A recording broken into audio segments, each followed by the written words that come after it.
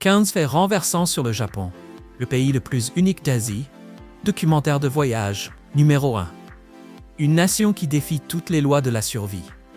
Le Japon ne fonctionne pas selon la logique habituelle du monde.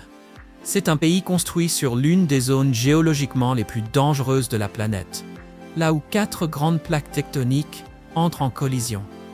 Situé directement sur la ceinture de feu du Pacifique, le Japon connaît environ 1500 tremblements de terre chaque année, soit en moyenne 4 secousses par jour. Ce qui stupéfie le monde, ce n'est pas la fréquence des catastrophes, mais la façon dont les gens réagissent. Même lors de séismes de magnitude 7, la société reste calme. On fait la queue, on vérifie les informations officielles, puis on reprend sa vie quotidienne avec une discipline qui paraît presque irréelle. Les conditions de vie au Japon bousculent aussi les idées reçues. Bien qu'il s'agisse d'un archipel de milliers d'îles, 97% des plus de 123 millions d'habitants du Japon vivent sur seulement 4 îles principales. Les montagnes occupent une grande partie du territoire, forçant les villes à une densité extrême. Dans certains quartiers de Tokyo, la densité de population dépasse 20 000 personnes par kilomètre carré, bien plus qu'à New York. Dans de nombreux pays, une telle densité rimerait avec désordre. Au Japon, elle coexiste avec certains des plus hauts niveaux de propreté, de sécurité et d'ordre public au monde.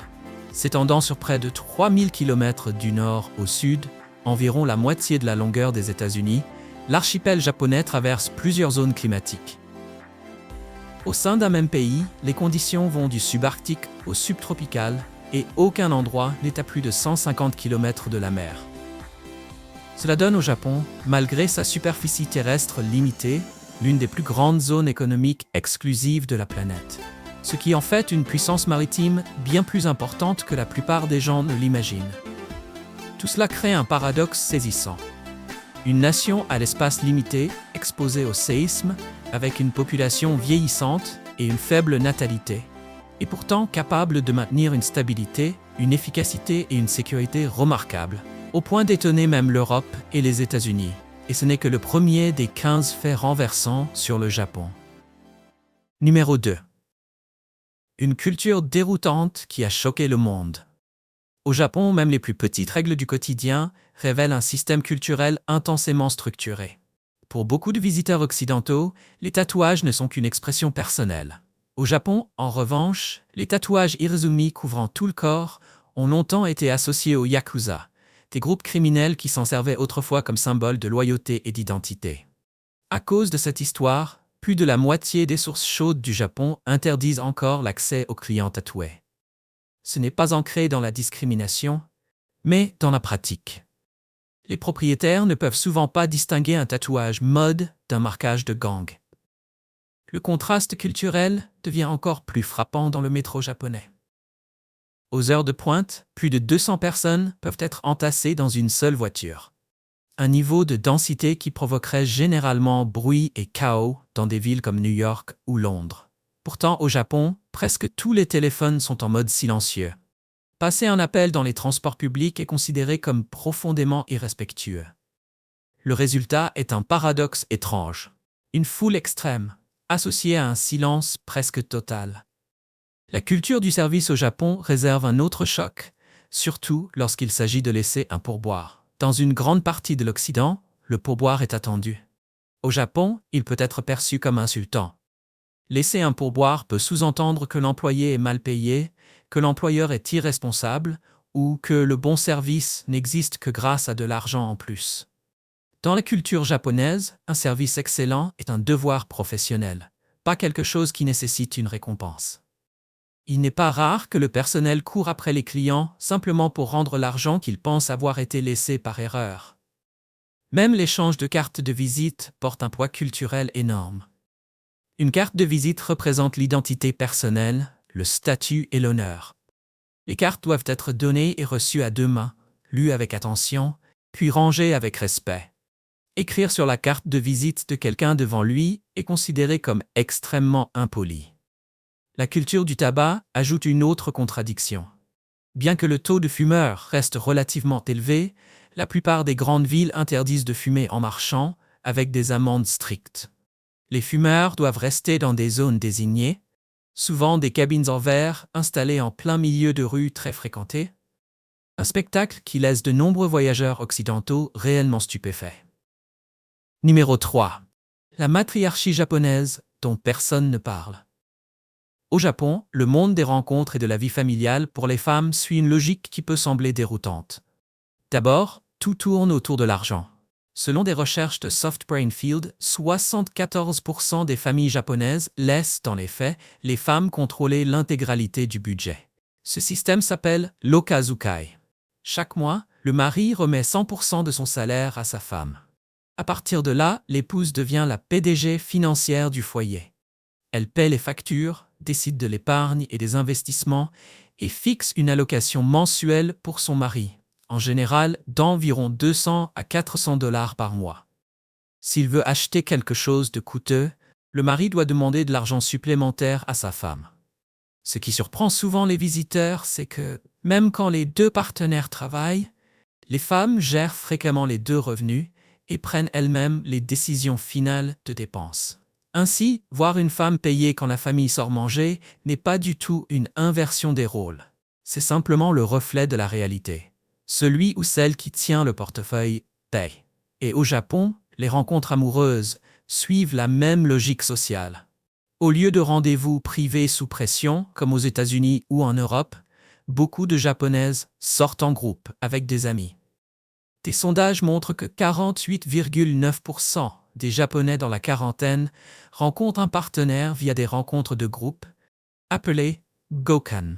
Un gokan réunit généralement 3 à 4 hommes et 3 à 4 femmes dans un restaurant, en changeant de place toutes les 20 à 30 minutes. Ce format réduit la pression et permet d'observer les personnes qui vous intéressent dans un cadre naturel, entouré d'amis. Et même si personne n'a le déclic, la soirée reste considérée comme un moment social agréable. Et au travail aussi, les Japonaises font face à certaines attentes. De nombreuses entreprises encouragent les employés à adopter une voix aiguë, douce et mignonne. On appelle cela une voix kawaii, perçue comme polie et féminine. C'est controversé, car cela pousse les femmes à modifier leur voix pour se conformer à des normes sociales très strictes. Tout cela crée un paradoxe profond. Malgré le contrôle de la plupart des finances familiales par les femmes, le Japon affiche encore le plus grand écart salarial femmes-hommes parmi les pays du G7. Et beaucoup d'entreprises s'attendent toujours à ce que les femmes arrêtent de travailler après la naissance d'un enfant. L'okazukai est souvent vu comme un mécanisme de compensation du pouvoir. Quand les femmes sont limitées dans leur carrière, on leur donne une forme de pouvoir quasi absolu au sein de la famille. Un équilibre social que très peu de pays dans le monde possèdent. Numéro 4. Des technologies uniques au Japon.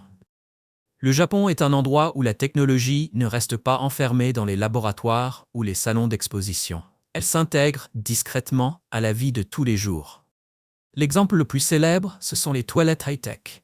Aujourd'hui, environ 80% de foyers japonais utilisent des washlets, et Toto a vendu plus de 60 millions d'unités dans le monde. On est très loin d'un simple jet d'eau. Les toilettes japonaises combinent sièges chauffants, pression d'eau de massage réglable, fonction de séchage, désodorisation instantanée, veilleuse nocturne à LED et système qui masque les bruits. Certains modèles haut de gamme ajoutent même une stérilisation aux UV et des capteurs simples de suivi de santé. Pour beaucoup de visiteurs, l'expérience est si marquante qu'ils sont prêts à dépenser jusqu'à 3 000 $ pour faire expédier des toilettes chez eux. Et dès que vous sortez de la salle de bain, vous tombez sur un autre paradoxe technologique. Le konbini. Le Japon compte plus de 55 700 supérettes ouvertes 24 heures sur 24, 7 jours sur 7, 365 jours par an.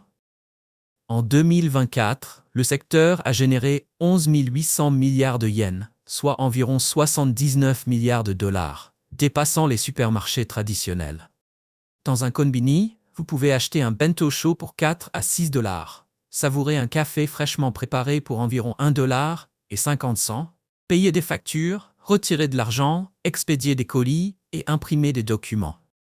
Le secret, ce sont les données. Chaque achat est analysé selon l'heure, l'âge et le genre, ce qui permet d'optimiser l'offre pour chaque moment de la journée.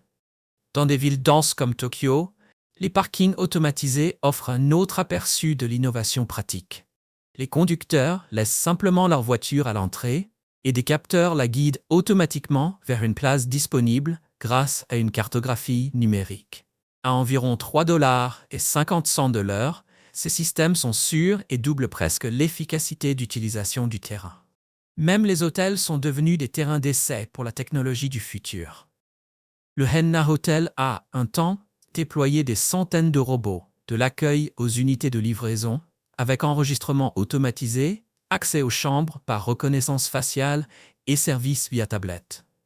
Même si beaucoup de robots ont ensuite été retirés à cause d'erreurs, l'expérience montre comment le Japon teste le futur en conditions réelles, avec des chambres allant de 80 à 150 $ la nuit. Enfin, il existe des innovations petites, mais extrêmement utiles. Aikasa loue des parapluies via des codes QR pour seulement 70 yens par jour, tandis que Spacer propose des casiers intelligents contrôlés par smartphone. Les paiements par QR au Japon ayant augmenté de plus de 400%, ces systèmes mettent en lumière une philosophie clé.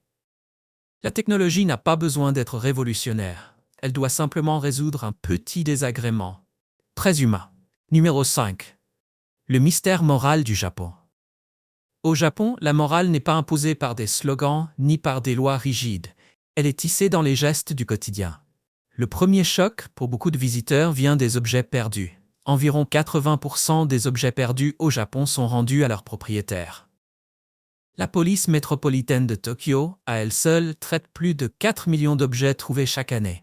Portefeuilles, téléphones, ordinateurs portables et même de grosses sommes d'argent sont souvent restitués intacts.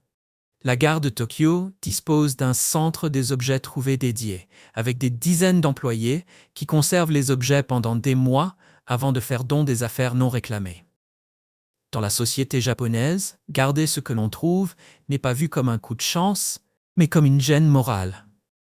Un autre paradoxe qui étonne les visiteurs est la propreté des villes malgré le manque de poubelles publiques. Tokyo, qui abrite plus de 14 millions d'habitants, compte très peu de poubelles publiques. Après 1995, la plupart ont été retirées pour des raisons de sécurité. Au lieu de jeter par terre, les gens emportent simplement leurs déchets chez eux.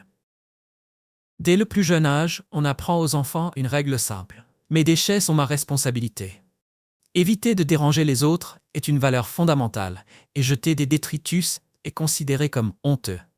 L'image de supporters japonais nettoyant les stades après des matchs de la Coupe du Monde a choqué les médias du monde entier et reflète parfaitement cet état d'esprit. L'honnêteté apparaît aussi dans les plus petits détails. Même une pièce de 1 yen est censée être rendue. Des commerçants peuvent courir après des clients pour leur rendre quelques yens manquants. Des chauffeurs de taxi retournent à l'hôtel pour remettre de l'argent oublié. Des touristes laissent parfois des billets sur les tables d'un café et reviennent des heures plus tard pour les retrouver intacts.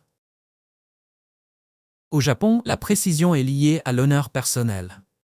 Prendre ce qui ne vous appartient pas est perçu comme une atteinte à son caractère. Cette même autodiscipline explique pourquoi la culture japonaise de la file d'attente étonne tant d'Occidentaux.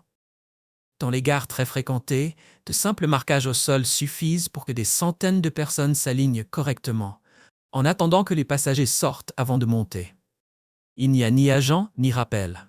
Doubler apporte une honte sociale, souvent jugée pire qu'une amende.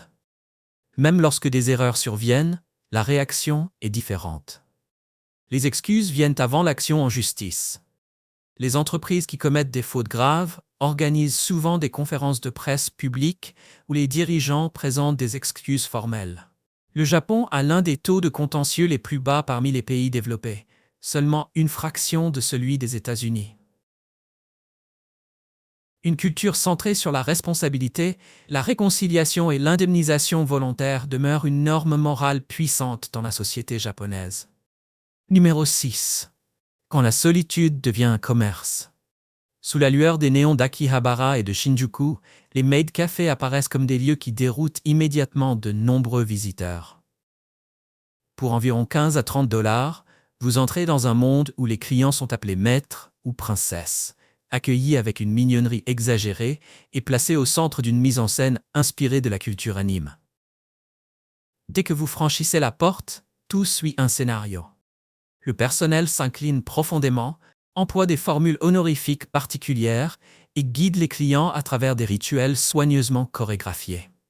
L'un des plus célèbres est le Momo Kyun, où le client et la serveuse forment un chœur avec leurs mains et chantent ensemble pour infuser de l'amour dans le plat. Le but n'est pas d'améliorer le goût, mais de transformer le repas en théâtre. Vous ne payez pas pour le latte, vous payez pour le rôle que vous pouvez jouer. Derrière l'image ludique, pourtant, les maid cafés fonctionnent avec une efficacité étonnante. Un café typique peut générer environ 1 million de yens par mois, principalement grâce à des coûts d'exploitation faibles. Beaucoup se trouvent aux étages supérieurs d'immeubles anciens, où le loyer est bon marché. Le personnel à temps partiel est appelé seulement pendant les heures de pointe, puis renvoyé quand la fréquentation ralentit, ce qui rend le modèle flexible, mais aussi très facilement remplaçable. Pour les touristes, l'addition finale est souvent un choc. Une expérience pour deux peut facilement atteindre 6 000 yens, soit environ $40, même si la nourriture est plutôt ordinaire. Les coûts augmentent rapidement avec des options comme des photos Polaroid, des performances privées ou des cérémonies spéciales. Au bout du compte, vous n'achetez pas de la nourriture, vous achetez de l'attention. Derrière les sourires se cache une réalité plus sombre. Le personnel des maid cafés gagne généralement entre 14 et $22 de l'heure, mais subit une pression constante.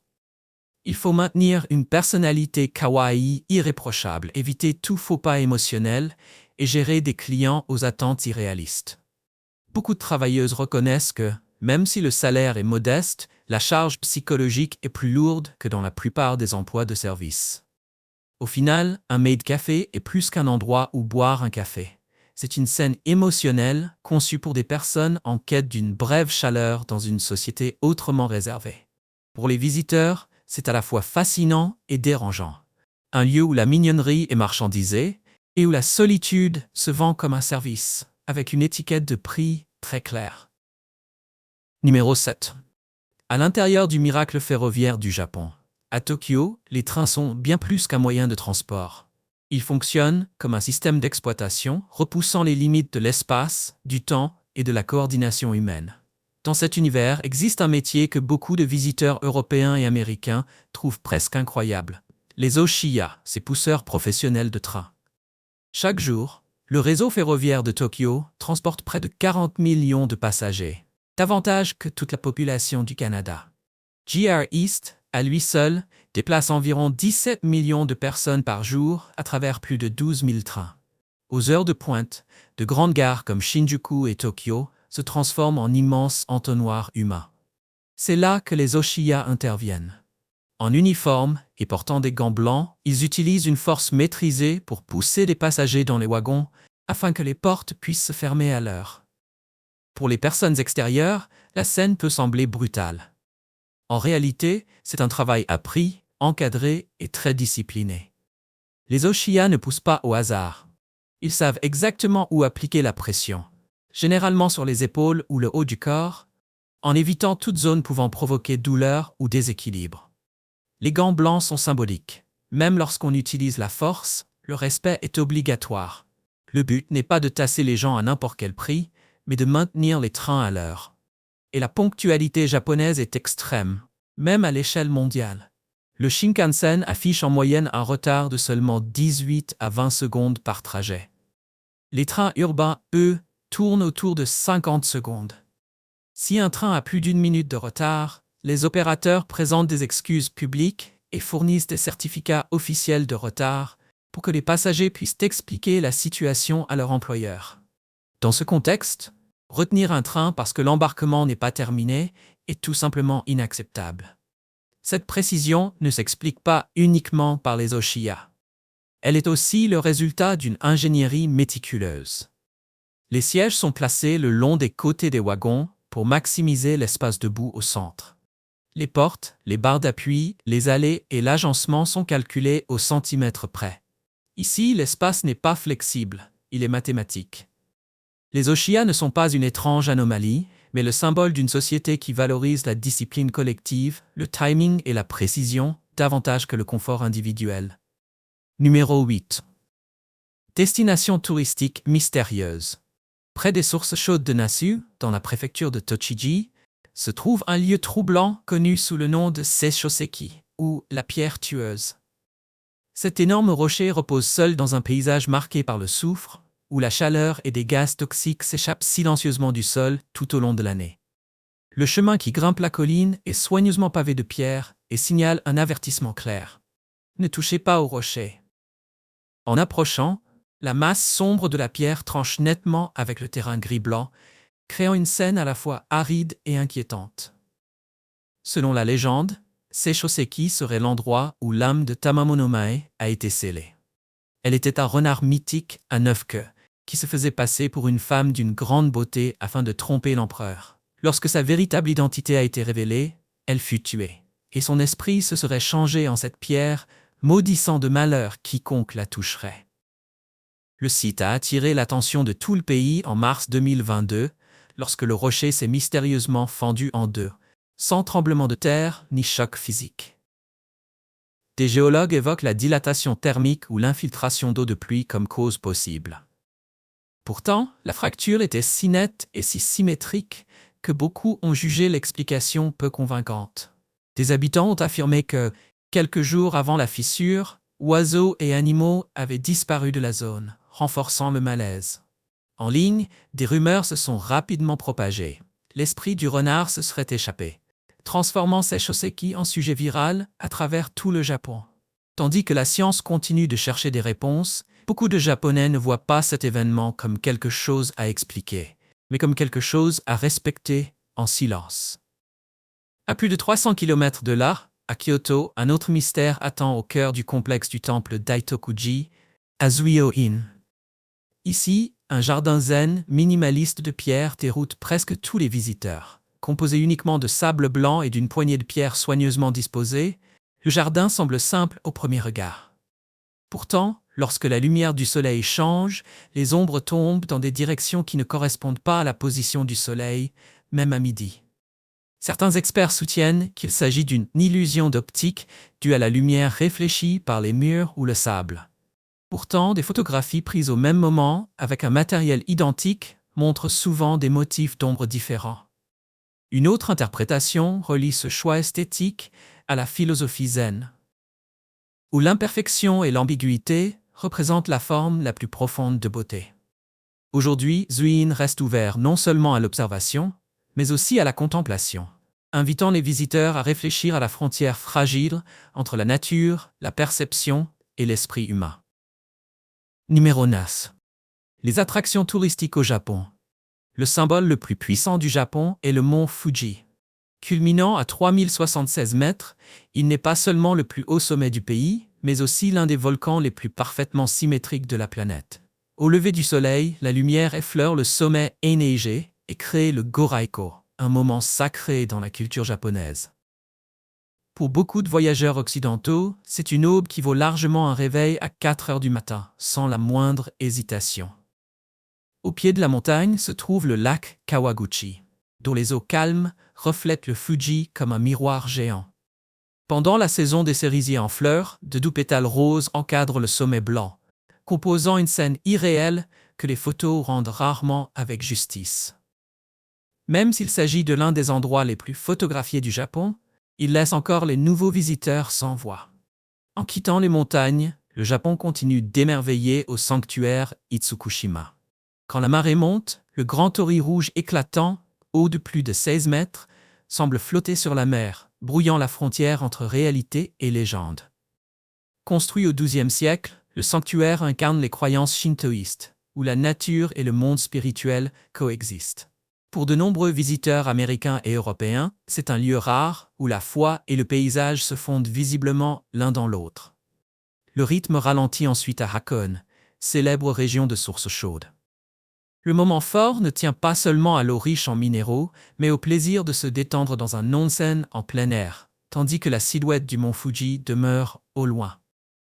Pour ceux qui sont habitués à la culture spa occidentale, cette forme de détente centrée sur la nature paraît totalement différente. Et pourtant, le Japon est bien plus que des montagnes et des temples. Un vol de 3 heures depuis Tokyo mène à Okinawa, un archipel subtropical souvent surnommé le Hawaï du Japon. La température de la mer varie entre 22 et 28 degrés Celsius toute l'année, avec une eau si limpide que l'on distingue le fond. Beaucoup d'Européens sont surpris d'apprendre que le Japon possède des écosystèmes coralliens comparables à ceux de l'Asie du Sud-Est. Un avertissement important, les niveaux d'ultraviolet à Okinawa sont extrêmes.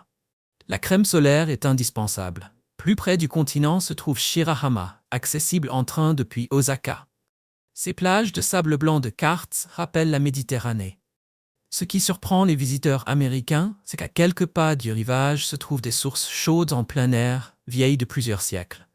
Une association presque inexistante en Occident. Et puis, il y a les dunes de sable de Totori, s'étendant sur plus de 30 km², avec des dunes pouvant atteindre 50 mètres, elles se prolongent directement jusqu'à la mer. Le seul désert naturel du Japon offre l'expérience surréaliste de monter à dos de chameau sur un sable doré, le vent marin au visage, si irréel que beaucoup de voyageurs en doutent, jusqu'à le voir de leurs propres yeux. Numéro 10. La vie nocturne au Japon. La nuit tombée, la société japonaise libère l'énergie qu'elle a accumulée, laissant émotion et intensité remonter à la surface. Mais d'une manière qui étonne encore les visiteurs européens et américains par son incroyable maîtrise de soi. Presque chaque nuit tokyoïte commence au carrefour de Shibuya. Ce n'est pas seulement une intersection, mais une véritable expérience sociale vivante. Près d'1 million de personnes y passent chaque jour. Toutes les 2 minutes, environ 3000 piétons affluent de toutes parts. Il n'y a ni policier pour diriger la circulation, ni barrière, ni alarme. Et pourtant, il n'y a pas de collision. La foule se sépare instinctivement, se faufile, puis se reforme comme un algorithme qui s'autorégule. Même à minuit, quand beaucoup de villes occidentales s'apaisent, Shibuya reste baigné de lumière LED et de mouvements continus. C'est Tokyo dans sa forme la plus pure. Le chaos en surface, l'ordre absolu en dessous.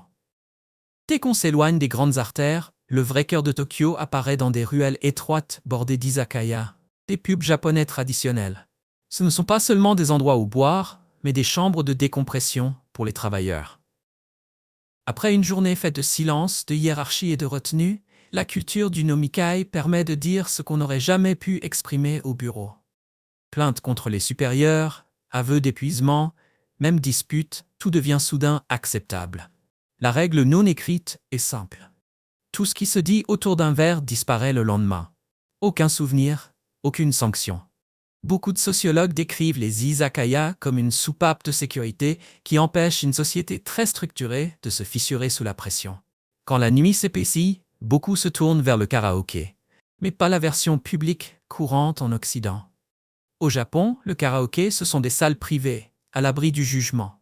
On peut chanter faux, crier, pleurer ou rester silencieux. Personne ne regarde. Ce n'est pas un hasard si les karaoké box soutiennent un marché qui vaut près de 2 milliards de dollars. Le karaoké est même reconnu pour améliorer l'humeur et la respiration, adopté par tout le monde. Des étudiants aux retraités. Dans une culture bâtie sur la retenue émotionnelle, ces pièces fermées comptent parmi les rares espaces où un lâcher-prise total est permis. Puis la nuit tokyoïte se prolonge à Shinjuku, où Kabukicho concentre les divertissements pour adultes de la ville. Ce qui choque les visiteurs occidentaux, ce n'est pas la présence de clubs d'hôtes ou de bars ouverts tard, mais la sécurité. Avec une couverture dense de caméras et des patrouilles policières constantes, s'y promener à 3 heures du matin semble souvent plus sûr que beaucoup de centres-villes occidentaux en pleine journée. Même l'excès, à Tokyo, fonctionne à l'intérieur de limites fermes. À quelques pas seulement se trouve Golden Gai, un univers parallèle. Environ 200 minuscules bars, chacun n'accueillant que 5 à 8 personnes, sont serrés dans des ruelles étroites. Né du marché noir de l'après-Seconde Guerre mondiale, le quartier a à peine changé depuis plus de 70 ans. L'exiguïté oblige des inconnus à s'asseoir épaule contre épaule, à parler et à partager l'instant. Pour beaucoup de voyageurs européens et américains, Golden Gai donne l'impression d'entrer directement dans le Tokyo des années 1950. Numéro 11. Le piège de l'ordre dans la société japonaise. Le Japon est souvent célébré pour son sens de l'ordre presque parfait. Les trains circulent avec une ponctualité stupéfiante, les services semblent irréprochables et la vie quotidienne fonctionne avec une précision quasi mécanique. Pourtant, sous cette stabilité se cache une structure hiérarchique rigide, qui ressemble à une forme moderne de féodalisme. Au cœur de ce système se trouve le senpai-kohai, la relation entre l'aîné et le junior. Il ne s'agit pas d'une simple question d'étiquette, mais d'une règle non écrite qui régit presque toutes les relations, de l'école au monde du travail. Même une différence d'âge d'1 an peut créer un net déséquilibre de pouvoir. Dans les bureaux, la disposition des places reflète la hiérarchie. Les employés seniors s'installent aux places d'honneur, tandis que les juniors se placent plus près de la porte. Pendant les réunions, les subordonnés parlent rarement librement ou contestent une idée sans approbation préalable. Le silence lui-même est perçu comme une marque de respect. Prendre des initiatives peut facilement être vu comme le fait de franchir une limite. Après la Seconde Guerre mondiale, cette structure a été renforcée par le système d'emploi à vie. Les entreprises promettaient la sécurité de l'emploi et les salariés rendaient cette promesse par une loyauté absolue. Quand l'économie est en croissance, ce système fonctionne sans accroc. Mais lorsque la croissance ralentit, ses faiblesses apparaissent. Les entreprises peinent à écarter les employés peu performants, tandis que les jeunes talents sont freinés simplement parce que ce n'est pas encore leur tour. La stabilité se transforme lentement en stagnation. Les racines les plus profondes se trouvent dans le passé féodal du Japon. La relation maître-samouraï n'a pas disparu après 1868. Elle a évolué en relation employeur-employé. Des notions comme jiri, obligation et on-faveur dominent toujours. Être employé signifie être redevable, et rembourser cette dette avec toute sa carrière est souvent considéré comme inévitable. Pour les Occidentaux, cet état d'esprit paraît étrange. Pour beaucoup de Japonais, c'est un devoir moral. Résultat, la mobilité sociale est devenue de plus en plus limitée. Même si l'ascension sociale s'est fortement élargie après la guerre, depuis les années 1990, le chemin vers la classe moyenne supérieure s'est durci. L'origine familiale pèse désormais plus lourd que les capacités individuelles. Naître dans la richesse rend les postes élevés bien plus accessibles. Ceux qui naissent dans la pauvreté font face à d'immenses obstacles. Autre paradoxe, l'âge en lui-même équivaut à l'autorité. Les jeunes employés talentueux ne peuvent pas dépasser leurs aînés, même lorsqu'ils sont clairement plus compétents. Dans certains cas, des employés plus âgés, arrivés plus tard dans une entreprise, doivent tout de même utiliser un langage honorifique envers des collègues plus jeunes, parce que leur ancienneté est plus faible. Deux hiérarchies, l'âge et l'ancienneté, coexistent en même temps, et aucune ne peut être brisée. Numéro 12.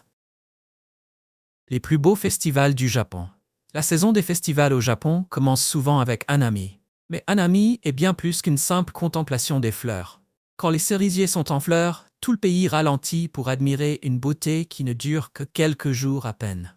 Parcs, berges de rivières et quartiers résidentiels deviennent des lieux partagés où l'on se retrouve, où l'on mange, où l'on discute et où l'on accepte la fragilité du temps.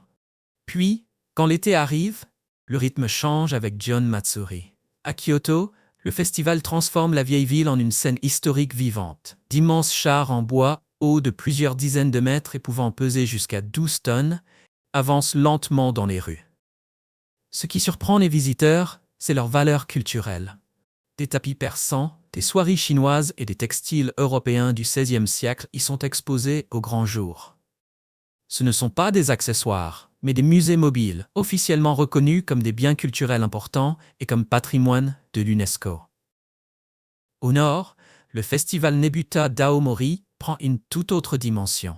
Chaque année, environ 3 millions de touristes se rassemblent pour voir d'immenses lanternes, hautes de 5 mètres et longues de 9 mètres, briller intensément dans la nuit. Chaque Nebuta demande 3 mois de travail et la participation de centaines de personnes. Lors de la dernière nuit, les lanternes sont relâchées en mer avec des feux d'artifice, symbole de purification et de vœux de longévité. Pour les visiteurs occidentaux, la scène paraît irréelle et pourtant elle est totalement réelle. À Tokushima, Awa Odori efface la frontière entre le public et les danseurs.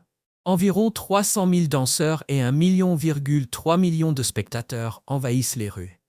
Tout le monde peut danser.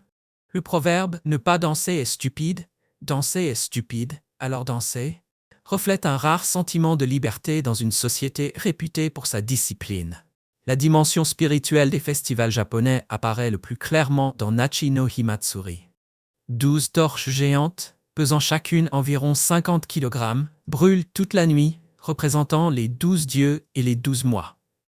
Le feu purifie le chemin menant aux chutes de Nachi, un lieu vénéré comme une divinité vivante. Ce n'est plus un divertissement, mais un rituel ancien qui conserve sa force d'origine. Pendant la saison d'Obon, l'atmosphère devient plus silencieuse avec Toro Nagashi. Des milliers de lanternes descendent les rivières, chacune portant un message d'adieu aux esprits des ancêtres. Ces petites lumières, se reflétant sur l'eau sombre, créent une scène à la fois belle et mélancolique, émouvant souvent les visiteurs occidentaux, qui découvrent comment les Japonais voient la mort comme une transition et non comme une fin. Numéro 13. Une tradition culinaire raffinée et unique. Le sashimi ne contient ni sauce riche, ni couche complexe d'assaisonnement. Sa qualité dépend entièrement de deux choses: la fraîcheur du poisson et le savoir-faire du chef. Une tranche de saumon ou de thon, découpée à la perfection, fond sur la langue et laisse une douceur nette, presque sans besoin d'explication.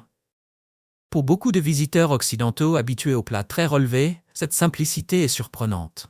Au Japon, quand les ingrédients sont parfaits, ajouter quoi que ce soit est considéré comme inutile. Pourtant, la véritable âme de la cuisine japonaise n'est pas toujours visible. Elle se trouve dans le dashi, ce bouillon qui soutient discrètement la plupart des plats. Le dashi traditionnel ne demande que deux ingrédients: le kombu, une algue séchée, et le katsuobushi, du thon séché finement râpé. Le kombu contient du glutamate naturel, tandis que le katsuobushi apporte de l'inosinate. Bien associés, ils créent une synergie puissante qui amplifie l'umami.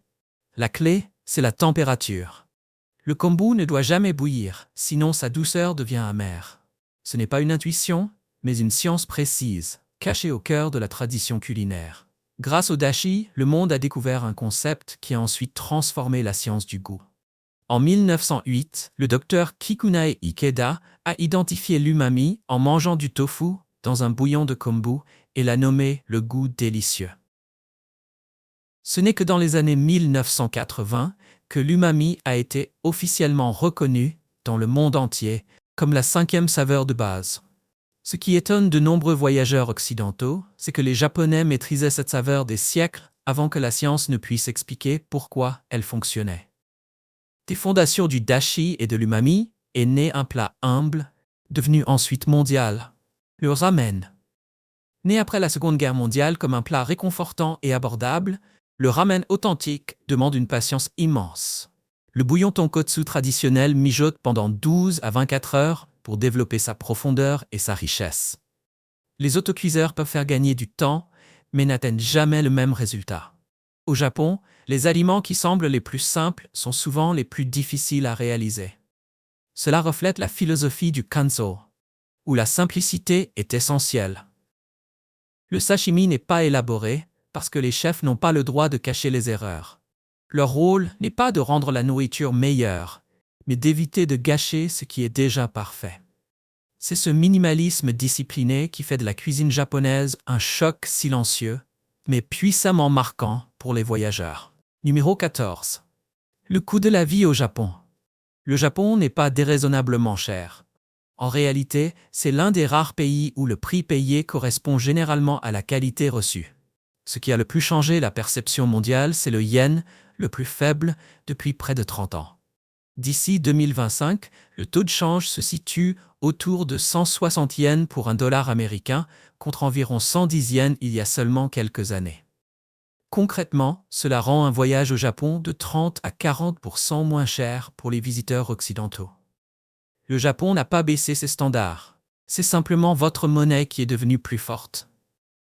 C'est pourquoi les arrivées internationales continuent de battre des records, avec près de 3,5 millions de visiteurs rien qu'en mars 2025.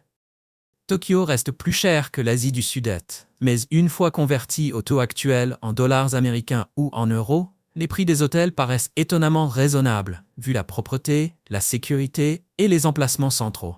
Pour les voyageurs qui veulent économiser, Quitter Tokyo pour Osaka, Fukuoka ou Kyoto réduit les coûts de 20 à 30%, tout en offrant une expérience presque identique. Beaucoup de visiteurs préfèrent même Osaka pour son ambiance plus détendue et sa culture gastronomique exceptionnelle, ce qui lui vaut le surnom de « la cuisine du pays ». Contrairement à une idée répandue, manger au Japon n'est pas cher. Un bol de gyudon dans les grandes chaînes coûte environ de 380 à 450 yens, soit environ 2,40 $ à 2,80 $. Dans des chaînes fiables, un ramen se situe généralement entre 600 et 800 yens, tandis qu'un Big Mac aux États-Unis coûte maintenant environ 5,69 $, soit à peu près 2 fois plus. Ce qui surprend le plus les voyageurs occidentaux, c'est que la qualité baisse rarement, même dans les restaurants simples. Les ingrédients sont frais, la sécurité alimentaire est stricte et le service reste constant.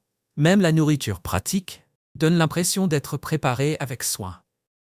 Les onigiri dans les konbini coûtent un peu plus d'1 $ et les boîtes bento sont disponibles pour seulement quelques dollars, tout en restant bien faites. Cependant, les voyageurs apprennent vite une règle. Les supérettes sont pratiques, mais pas l'option la moins chère. Faire ses achats en supermarché peut réduire les dépenses alimentaires jusqu'à 50%, ce qui montre que l'on paie un supplément pour l'accessibilité, pas pour une qualité inférieure. Globalement, les touristes internationaux dépensent en moyenne environ 227 000 yens par voyage, soit à peu près 1120 $ américains, ou environ 200 $ par jour pour une visite d'une semaine. C'est nettement inférieur à des villes comme Paris ou Londres, où les coûts quotidiens dépassent souvent 250 à 400 $, alors même que le Japon offre un service plus constant et une fiabilité remarquable. Numéro 15. Ce que les touristes doivent savoir. Pour beaucoup de voyageurs européens et américains, le Japon est souvent imaginé comme une destination difficile et peu accessible. En réalité, c'est tout l'inverse. Les citoyens des États-Unis, du Canada, du Royaume-Uni, de l'Australie et de la plupart des pays européens bénéficient d'un séjour sans visa de 90 jours, sans entretien ni démarches compliquées. Il suffit d'avoir un passeport valide et une preuve de voyage de continuation. Le Japon est souple sur les visas, mais très strict sur l'ordre. Les agents de l'immigration peuvent vous poser des questions sur votre hébergement, votre itinéraire ou vos finances, afin que tout soit parfaitement clair. En utilisant Visit Japan Web, les voyageurs peuvent scanner un code QR et traverser l'aéroport si rapidement que beaucoup d'Américains qui viennent pour la première fois en restent sincèrement surpris. Entrer au Japon n'est pas difficile. Le pays ne tolère simplement pas le flou. Le premier choc culturel, une fois sorti de l'aéroport, c'est l'argent. Bien que le Japon soit l'une des plus grandes économies du monde, l'argent liquide domine encore le quotidien. De nombreux petits restaurants de ramen, restaurants familiaux, ryokan traditionnels, onsen locaux, et même certains bus n'acceptent pas les cartes bancaires. Pour les voyageurs habitués au paiement sans contact, transporter une épaisse liasse de yens peut sembler dépassé. Les distributeurs compatibles avec les cartes internationales ne sont pas partout, et beaucoup ferment la nuit, surtout en dehors des grandes villes. Il est courant de tomber sur un restaurant très populaire, avec une longue file d'attente, qui n'accepte que le liquide et demande aux clients d'acheter des tickets repas à un distributeur automatique à l'entrée. La surprise suivante vient des gares japonaises. Des lieux comme Shinjuku, Shibuya et la gare de Tokyo ne sont plus seulement des points de passage, mais de véritables villes souterraines à plusieurs niveaux. Une seule gare peut regrouper plus de 10 lignes de train, des centaines de sorties, des centres commerciaux et des hôtels empilés les uns sur les autres. Les visiteurs occidentaux sont souvent stupéfaits d'apprendre que sortir par le mauvais portillon peut les déposer dans un quartier totalement différent. Au Japon, connaître la bonne sortie est aussi important que d'arriver à la bonne gare. Et le simple fait de quitter la gare peut ajouter encore 15 minutes à votre trajet. Le dernier ajustement, pour beaucoup de voyageurs, concerne les déchets. Le Japon applique un tri très strict, par catégorie et par jour de collecte. Dans les Airbnb ou les logements chez l'habitant, des déchets mal triés peuvent être renvoyés devant votre porte. Les poubelles publiques sont rares, donc les visiteurs gardent souvent leurs déchets avec eux toute la journée, avant de les trier correctement plus tard.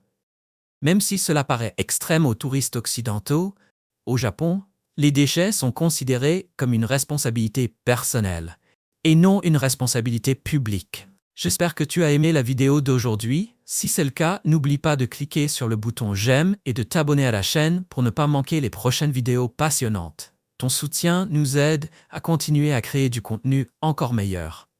Assure-toi de regarder la prochaine vidéo qui apparaît à l'écran, je suis sûr que tu vas l'adorer.